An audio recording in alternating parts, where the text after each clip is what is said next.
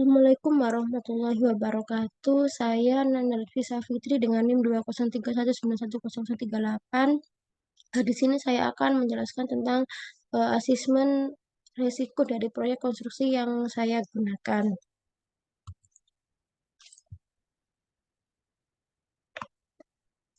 Jadi proyek konstruksi yang saya gunakan ini tuh dengan judul pembangunan gedung perkantoran baru.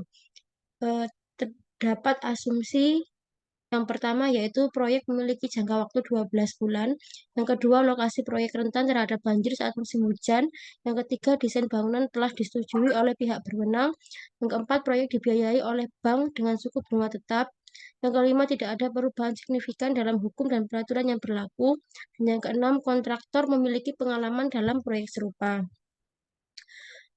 Eh, di sini terdapat worksheet tentang asesmen risiko yang meliputi uraian peristiwa risiko, penyebab risiko, sumber risiko internal maupun eksternal, area dampak risiko, severity, probability, risk level, risk owner, dan treatment risiko yang diambil. Jadi yang pertama itu peristiwa risiko banjir, yaitu risiko alam, di mana penyebab risiko ini itu dapat mengganggu kemajuan proyek dan menyebabkan kerusakan pada struktur bangunan.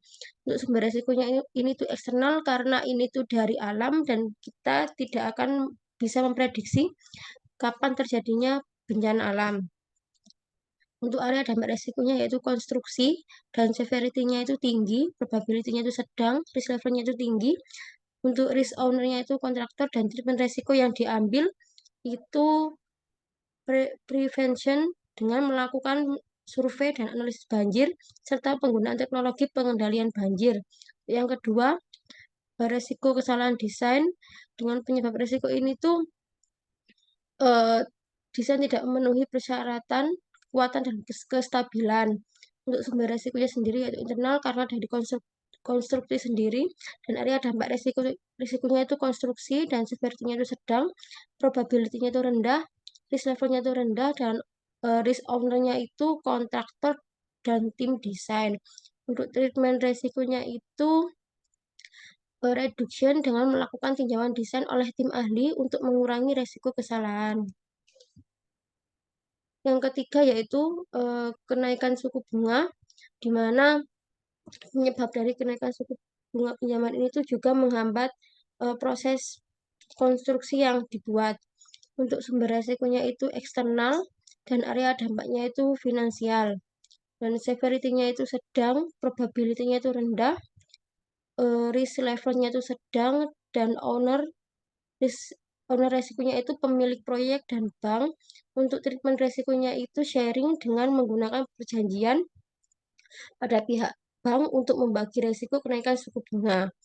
Yang keempat yaitu pelanggaran peraturan dengan penyebab resiko pelanggaran peraturan keselamatan konstruksi. Untuk sumber resiko internal karena dari pihak pemilik proyek, dan area dampaknya itu di hukum dan keuangan. Untuk severity-nya itu tinggi, probability-nya itu rendah, dan risk level-nya itu sedang. Untuk owner resikonya itu pemilik proyek dan departemen hukum.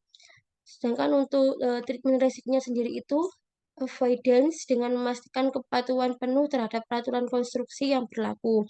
Yang kelima, keterlambatan pengiriman material. Untuk penyebabnya itu mengakibatkan proyek tidak bisa berjalan dengan lancar. Dan sumber resikonya itu eksternal karena kita tidak bisa memprediksi apabila ada kejadian di dalam pengiriman material. Dan untuk area dampaknya itu di konstruksi, severity-nya itu sedang, probability-nya itu sedang, dan risk level-nya itu sedang. Untuk risk owner-nya itu kontraktor dan pemilik proyek. Sedangkan treatment resiko yang diambil itu reduction dengan mengadakan rapat rutin antara pemilik proyek dan kontraktor untuk pemantauan progres dan kontraktor untuk pemantauan pengiriman material tepat waktu. Kemudian yang keenam itu ini tuh resiko sosial, di mana terdapat protes masyarakat karena masyarakat memiliki alasan lingkungan atau dampak sosial yang dianggap negatif.